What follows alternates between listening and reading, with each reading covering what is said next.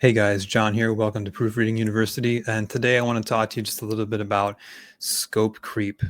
So what is liable to happen as you're getting started and kind of getting proofreading under your belt is you're going to have the temptation to do more than you're being asked to do.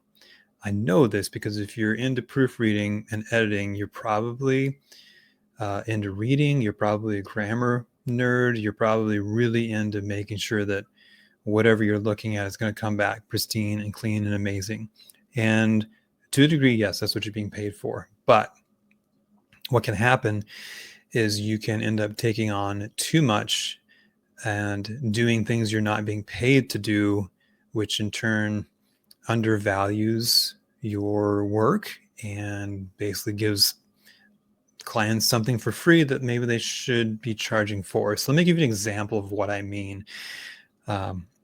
One of my contractors, maybe 6-8 months ago now, was proofreading a document, or actually this is someone's book that she was proofreading. And the book had been written and it was in a pretty good spot. It was ready for basically like the editing proofreading stage. So it had been past any kind of developmental edits that would have happened.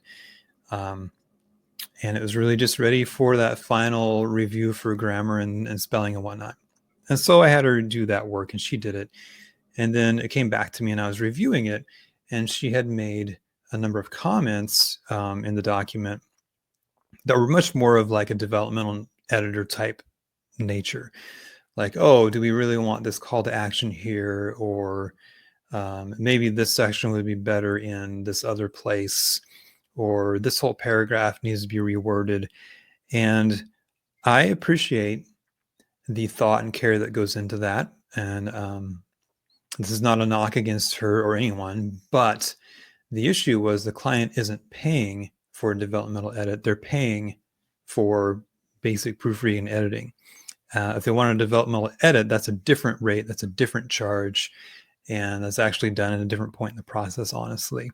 So that's what I mean by that, is just having an understanding of the different steps in the editing process, all the way from developmental editing to line editing to copy editing to proofreading, and getting clear in your own mind what variety of services you're offering and what you're charging and where you're drawing the line in between those.